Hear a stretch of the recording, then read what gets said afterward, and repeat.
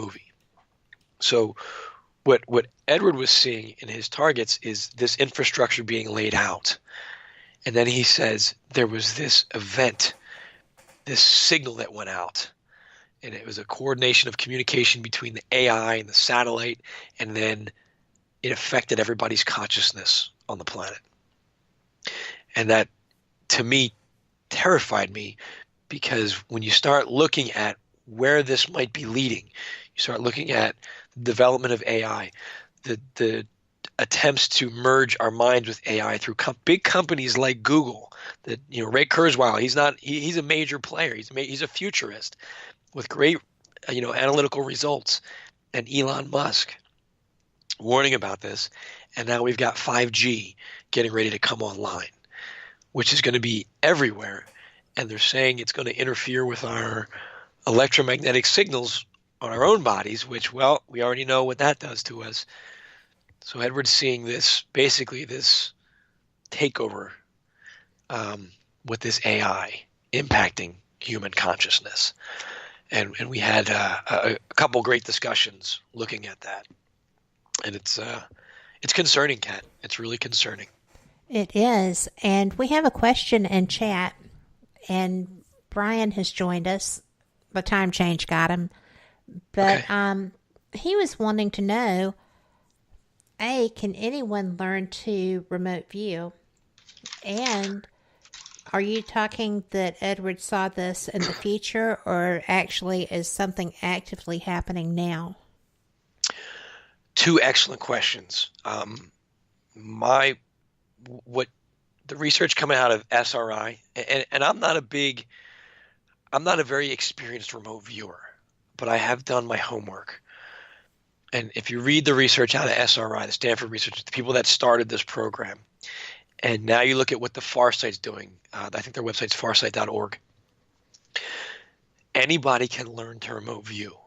Not everybody's going to be Michael Jordan, but anybody can learn to go through the process. It depends on how much work do you want to put into it. It's not easy, but we can all learn to do it. I was experimenting with it on my show for a while. Ray and I were having some fun giving targets and trying to describe them. Farsight has a bunch of free training courses. They have manuals. Everything they have out there is for free, where you can start going through and training, in remote viewing. So yes, anybody can learn to remote view. I am confident anybody can learn to be psychic, to develop your sixth sense. I mean, when I got my Reiki attunement, my senses opened up dramatically. And then the second part of that question, I'm sorry, Kat, what was that? Was when you were speaking with Edward, was he talking about seeing this in the future, or was it current? So what Edward's telling us is that his data indicates 3 to 4 years before this event horizon is happening. And that's like the big event. But in my discussion with him and some of his team this weekend with the show we just put out, they were talking about social engineering and how society is being changed through our technology. Our cell phones are driving our behavior. They're influencing our behavior. And they got a great resource. Again, these are some of the top remote viewers in the world. And I'm not speaking for them. I'm just recounting our conversation. But we were talking about social engineering and cryptocurrency, because that's their focus, cryptocurrency and the impact of it.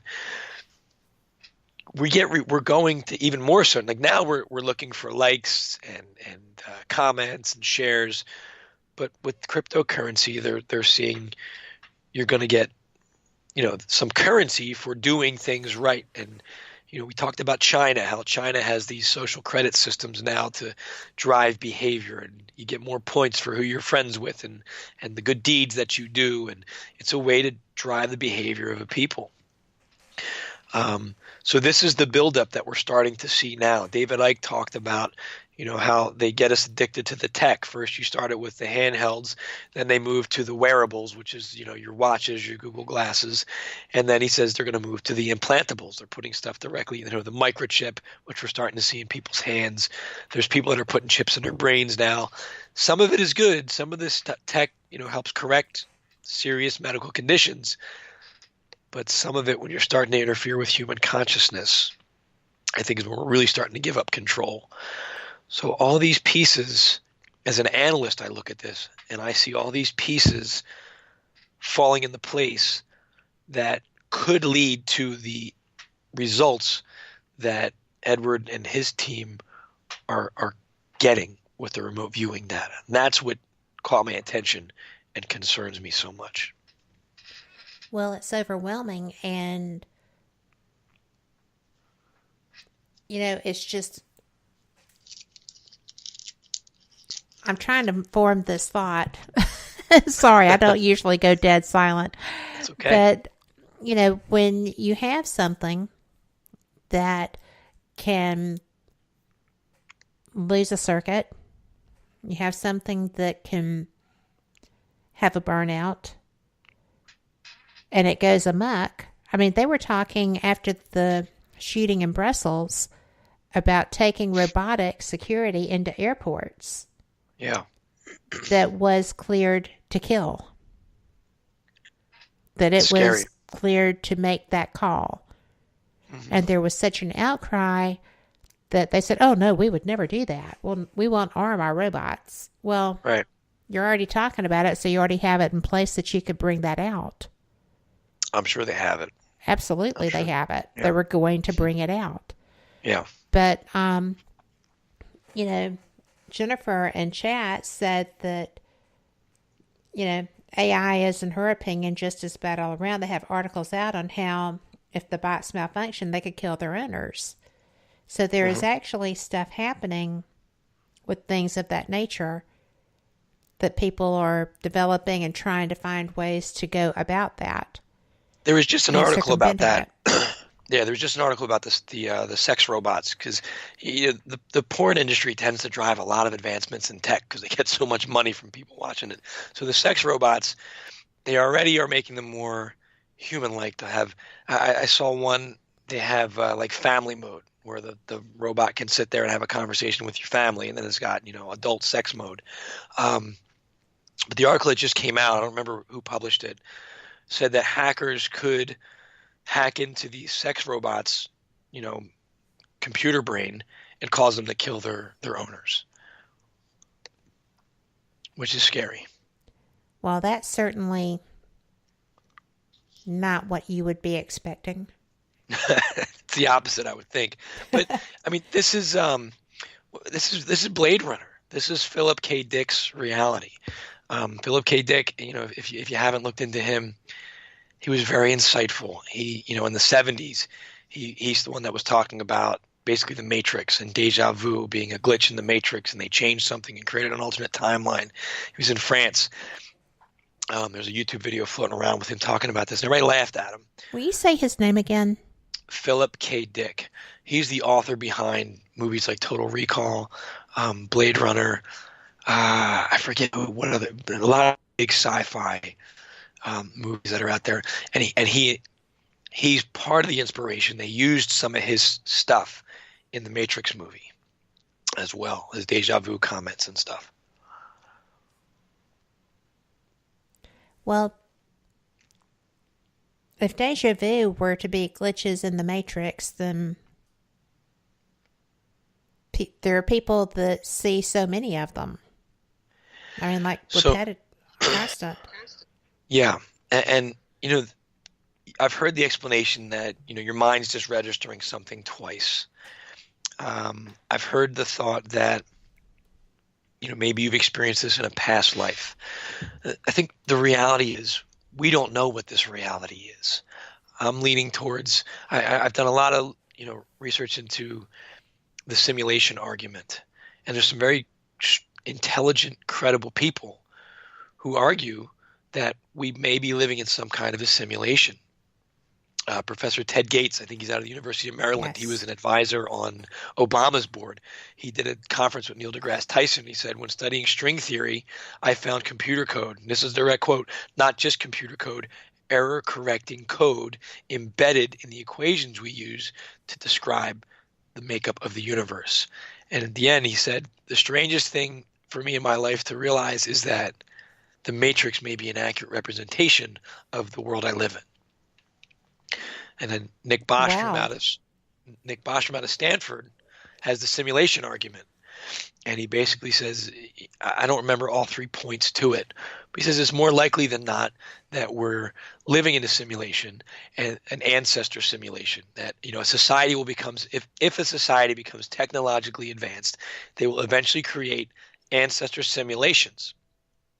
And those simulations will eventually become so advanced that they will create their own simulations, and so on and so on and so on. So basically you have universes within universes within universes. It's like the game The Sims, as a good example of it. But what catches me is hearing that simulation argument and seeing what they're creating through Google and through AI and through everything there, and listening.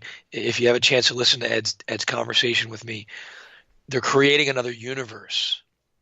So we're creating another simulation right now.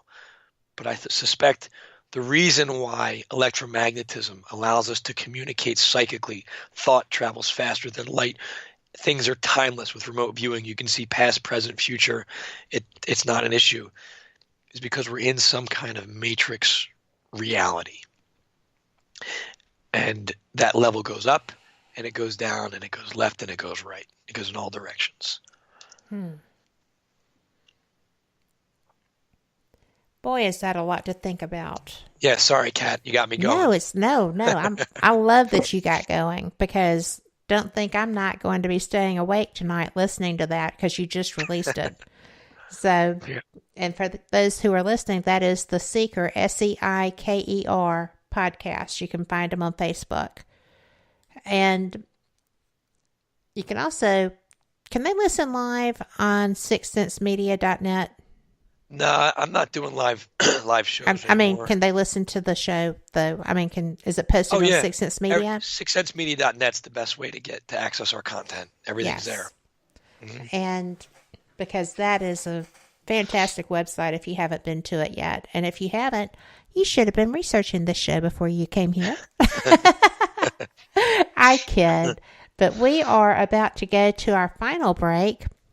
And I am so glad that you're here, Denniss. I can't wait to hear more. And this conversation is astounding. Thank you. Everyone, this is going to be about 2 minutes, and just enjoy. We'll see you on the flip side. You are listening to WBHM Digital Broadcasting, Birmingham, Alabama.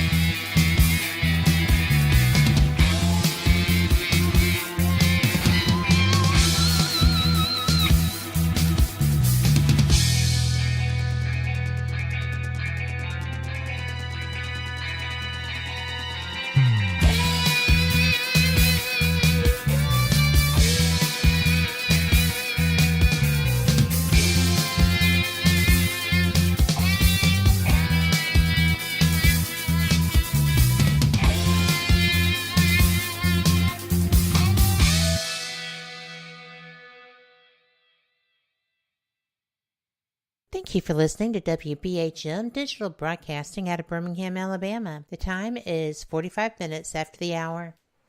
And we are back with Fate Mag Radio for our final segment with Denniss Nappi. Thank y'all so much for being here. And man, I hope you enjoyed